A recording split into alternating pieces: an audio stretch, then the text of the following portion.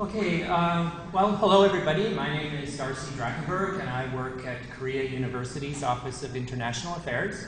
It's my pleasure to be here. I always enjoy coming to Japan on a business trip. It's very quick, only about an hour and a half, and everything is so nicely organized, and it's no different here at Kyoto University, so I'd like to say thank you to the organizers as well. Our topic today is the internationalization of domestic students.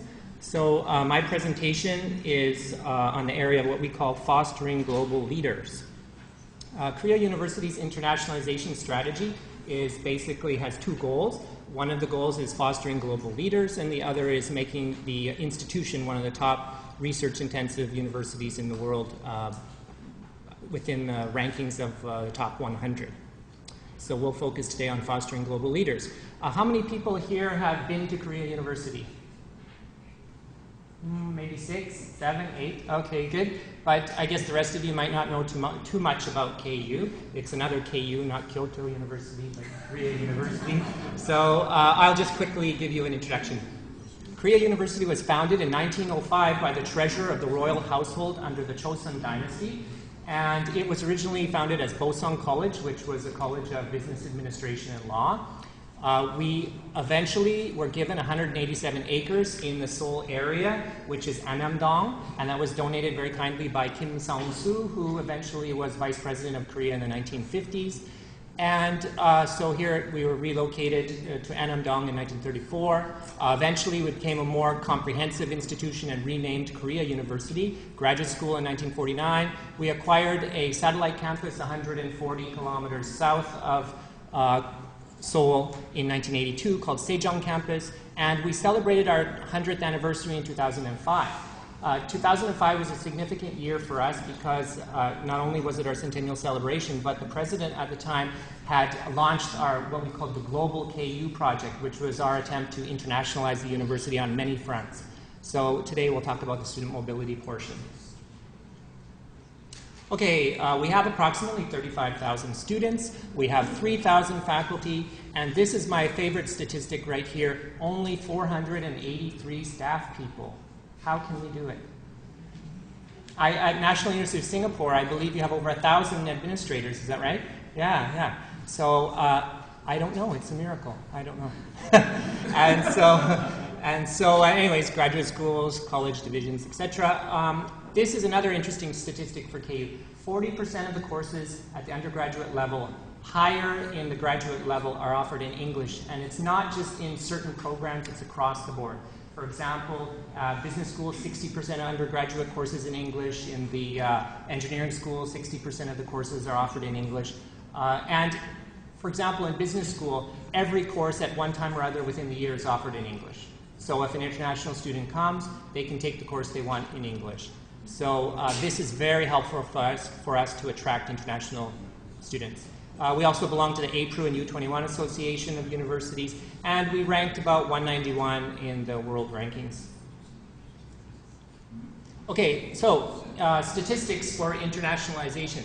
Outgoing, as you can see, when we launched our Global KU project, we sent out about 858 students in 2005. Well, it's increased and started to stabilize around 1,100 over the last few years. Incoming exchange students jumped significantly over the time. We're almost at a balance. But again, like other institutions, it depends on which region you're talking about. Some regions we attract more, some we attract less than we send. Degree-seeking students. Now, this is an interesting statistic because we don't really have an active international degree-seeking policy. Some professors in some colleges are very keen to get international students for the graduate programs, but at undergraduate level, we don't really have a lot of interest. And the reason for that is because our undergraduate school students have to do a double major. They have to take courses in English to graduate. They have to also have Chinese language or character competency, and now they're expected to have a European language competency. So the students from abroad that can compete or can handle that load, they tend to want to go to other places like Europe or USA. So our undergraduate international degree-seeking students are not that high. And then we have a short-term 6-week program called our International Summer Campus that's offered in June and July and August. each year, and it offers 110 courses in English. 75% of the faculty are from abroad, from Ivy League institutions, and you can see that the numbers jumped significantly over the last few years. This is an excellent program for us because we factor it into our exchange program, so 3 incoming students would be the equivalent of 1 of our outgoing students. And we found with some countries like USA or Canada, the students would be willing to come to Asia for a short term, not a long term, so we're able to keep the balance that way. Also, it's a great money-making initiative for us because if you factor out the exchange students, we still have a large number that are paying tuition to us. So we raise a few $1 million a year through that, which helps to offset the expense of the whole international operation that we have. So this gives you a visual graph of those statistics. Okay, so let me just catch up with what I'm doing here. So how do we create these international opportunities? Well, we do it the standard way, which is through bilateral agreements and participating in international organizations and also associations like U21 and APRU. They have a number of programs, especially short-term programs for undergraduate and graduate students to do go to international research conferences. Here you can see we have college level and university level agreements, and each of these agreements would reflect some kind of program that we're operating or attempting to operate or promise to operate in the future. And then this is the ICEP Association and the Study Abroad Foundation here.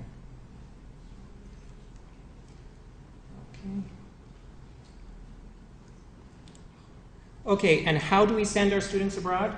Okay, so we do it through our student exchange program. As many of you know, operating these student exchange programs are kind of labor intensive because with each partner we have about 300 partners for student exchange. We can usually send 3 students, 4 students, 5 students. So it's really piecemeal. So that's quite work intensive for our staff members. We have a visiting program. Now this is very interesting for us because when we first pushed in students going abroad in 2005, we didn't have a lot of exchange programs in place. And exchange is the best model because it's win-win. You know, you send a student, they send a student, you don't lose tuition. But with the visiting programs, because we had such a demand and we really wanted to push the students out, we made some agreements with some top universities around the world. For example, UBC, University of Pennsylvania, King's College London, Griffith University in Australia, and Royal Holloway University of London.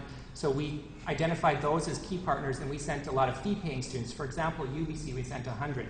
But then we had the issue of, well, where are they going to stay? So we ended up building dormitories at some of those universities. So we have a dormitory at UBC called the KU UBC House. We have a dormitory at Royal Holloway University of London. And we have a dormitory which just completed at Renmin University in China. So we have these 3 facilities that we can use to send our students out. However, what we found is that program is not sustainable in the long run. The reason for that is because they have to pay 2 tuitions, 1 tuition to us and 1 tuition to the host institution. But we rebate 90% of the tuition that we take as a scholarship. So in effect, it's revenue loss for us. So as we grew the exchange program, we're starting to decrease the number of students that we send through this visiting program. But the flip side is we have these dormitories on the campuses which are with our name on it, but not so many students there now. So it kind of has created a challenge for us. Here we have college level exchange programs. They're very active. Our business school, for example, has about 150 students exchanged with other business schools around the world as well. We have ICEP and Study Abroad Foundation, and these EU ICI, which is a sort of a small consortium of European and Korean institutions that have some student mobility programs. And to add in here, we also have something called the Global Honors College Program, which are Yale and Harvard and Waseda and KU and some other institutions that do some short-term mobility. And then we also have individual admission, so individual visiting students go abroad, and then also through language study programs. Okay, so next slide. So how do we attract international students to Korea University? Well, one way we do it is we have this program called the Global KU Scholarship Program, and this is to attract talented international students from developing countries. So what we did was we targeted some key developing countries like Mongolia and Kazakhstan and India, etc. And we invited their ambassadors to come, and we launched this program, which basically is full subsidy of tuition, living stipend, travel, etc. And but it was connected to the most deserving and the most able students. So we asked those governments to help identify the top high school students in their countries. Also, they have to maintain a certain GPA in order to receive those benefits. Then we have bilateral exchanges and ISEP program. And then we have tailored programs. This includes our summer campus, but we also have some programs where we have key partnerships. For example,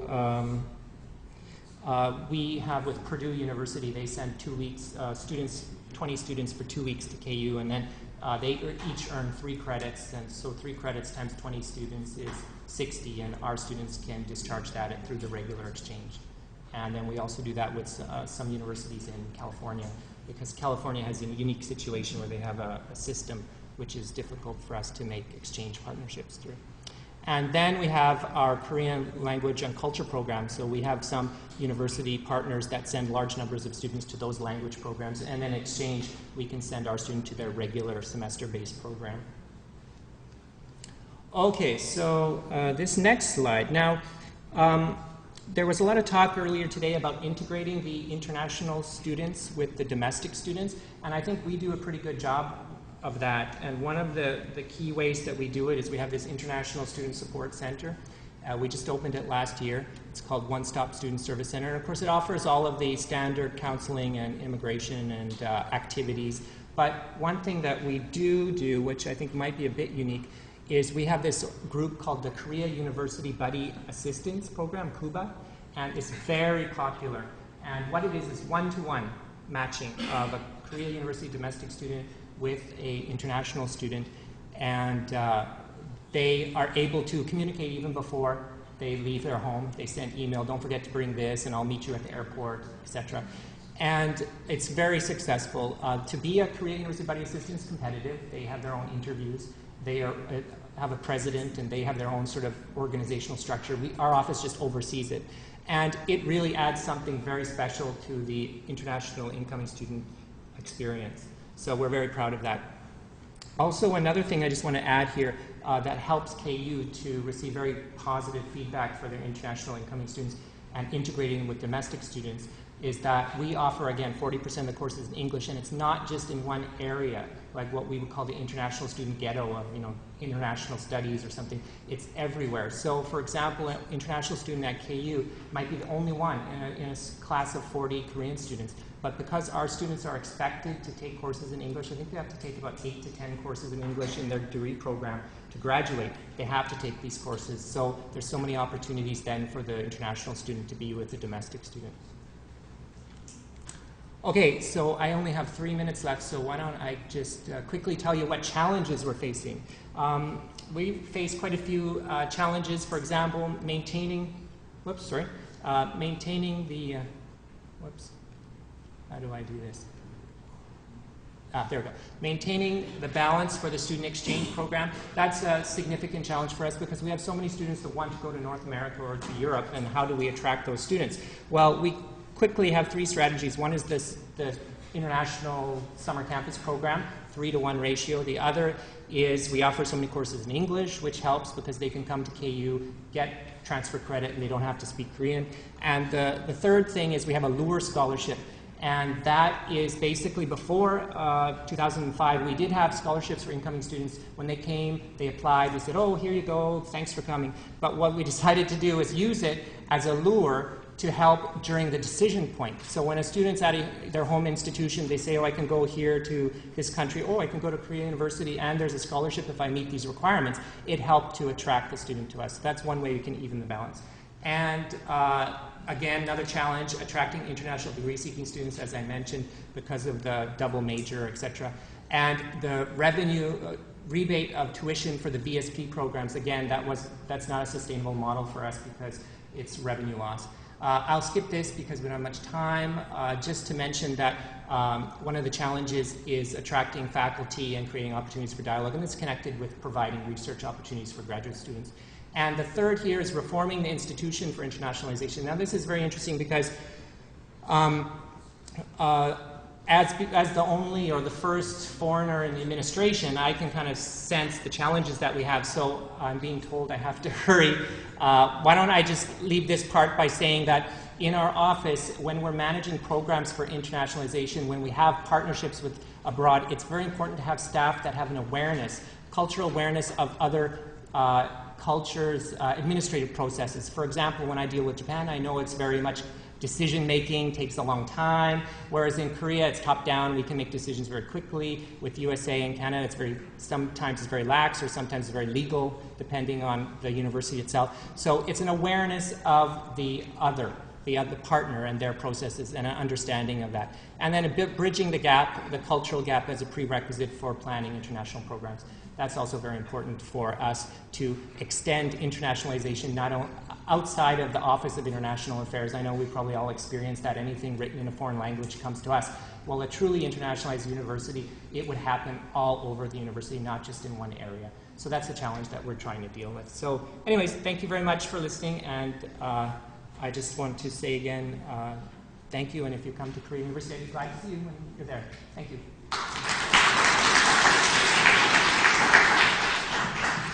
Thank you, Mr. Drachenberg, for a very informative